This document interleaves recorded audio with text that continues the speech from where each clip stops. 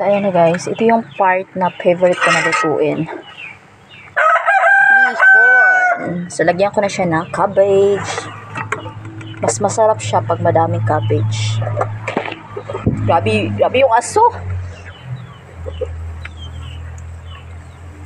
Pero okay lang yan guys. Hindi ko na nilagyan ng apoy kasi half cook lang to siya. Favorite ko talaga to siyang lutuin. Bihon. Pero yung mukha ko lutong-luto na talaga guys. Hindi ko siya lutuin ng masyado kasi mawawala yung crunchy ng cabbage. Grabe pati yung ano ko.